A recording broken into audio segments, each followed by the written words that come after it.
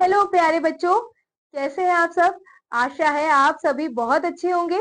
तो स्वागत है आपका अगली कक्षा में बच्चों, हमारे अगले पाठ के साथ, जो कि है पाठ 5 जल यानी कि वाटर। शुरुआत करते हैं बच्चों इस पाठ के परिचय से। यहाँ क्या बताया गया है कि सौर मंडल में पृथ्वी ही ऐसा ग्रह है जिस पर पानी और ऑक्सीजन की उपलब्धता के कारण जीवन संभव है। तो बच्चों, सोलर सिस्टम में एकमात्र ऐसा ग्रह है पृथ्वी यानी कि अर्थ, जिस पर पानी और ऑक्सीजन उपलब्ध है और इनकी वजह से ही यहाँ पर जीवन संभव है। ठीक है, जल हमारे लिए अत्यंत आवश्यक है। हम जल के बिना अधिक समय तक जीवित नहीं रह सकते हैं। ठीक है, हम जल का उपयोग पीने, नहाने, कपड़े धोने, खाना पकाने, घर की सफाई आदि करने में के कार्यों में करते हैं, है ना बच्चों। तो जल जो है वो हमारे बहुत सारे काम में उपयोग होता है और साथ ही जल से ही जीवन संभव है। सभी जीव जंतु एवं पेड़ पौधों को भी जल की आवश्यकता होती है। जैसे कि बच्चों यहाँ बताया जा रहा है जल की आवश्यकताएं खाना बनाने में, पीने में, बर्तन साफ करने में, इलेक्ट्रिसिटी जनरेट करने में, फिर कपड़े धोने में, और ये क्या है, जानवरों और जंतुओं के लिए भी जल पीने के लिए काम आता है। ठीक है, पृथ्वी के 2/3 भाग पर जल है, यानी कि 2/3 पार्ट पे क्या है बच्चों, जल है। पृथ्वी पर जल के अनेक स्रोत हैं, जैसे कि तालाब, झील, पोखर, झरना, नदी व समुद्र। बच्चों आप देख सकते हैं यहाँ पर एक झील दी हुई है और यहाँ पर वर्षा होती हुई दिखाई दे रही है, जिससे हमें पता चलता है कि वर्षा से हमें जल, वर्षा एक मुख्य स्रोत है वर्षा, जिससे हमें जल की प्राप्ति होती है। देखिए, जल का मुख्य स्रोत वर्षा है।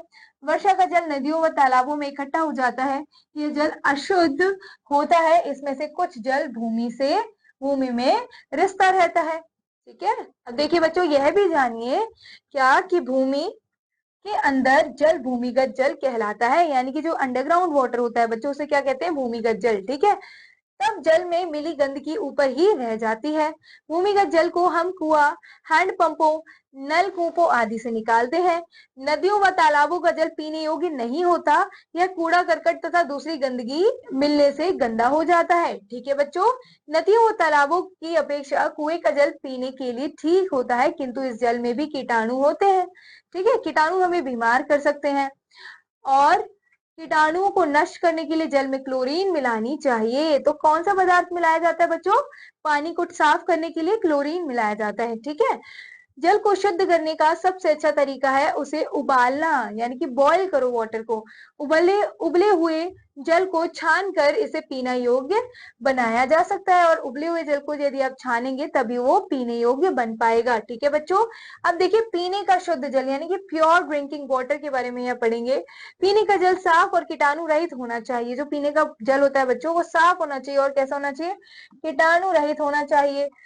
देखिए, टोटियों द्वारा प्राप्त जल पीना अच्छा होता है। कुएं या हैंडपंपों के जल में क्लोरीन मिलाकर पानी पीना चाहिए। ठीक है, अब बीमारी फैलने के दिनों में टोटी का जल भी उबाल कर पीना चाहिए। ठीक है, और जो आप नलों में से जल प्राप्त करते हैं बीमारी के दिनों में और बीमारी फैलने के दिनों में, उसे भी उबाल कर पीना चाहिए। आजकल आरओ का जल पीना भी अच्छा रहता है। जो आप आरओ घर, सबके घर में लगे होते हैं बच्चों, उनका जल पीना भी अच्छा होता है। ठीक है, एक्वा गार्ड जिसे कहते हैं।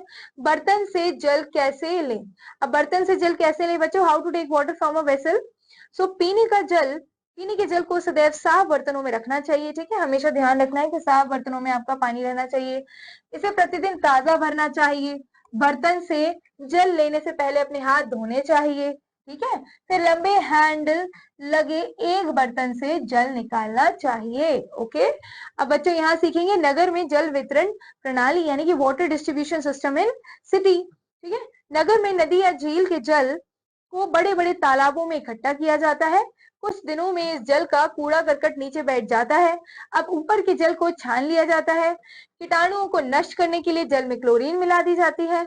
अब शुद्ध जल को ऊंची टंकियों में भरकर पाइपों द्वारा हमारे नलों तक पहुंचाया जाता है। तो इस तरीके से बच्चों हमारे घरों में पानी आता है और पानी का डिस्ट्रीब्यूशन सिटीज में ऐसे होता है। ठीक है बच्चों, तो इससे आपने जाना कि जल हमारे लिए कितना महत्वपूर्ण है और उसका डिस्ट्रीब्यूशन कैसे कैसे होता है। ठीक है, तो आइए दोहराते हैं बच्चों इस पाठ में कुछ बिंदुओं को।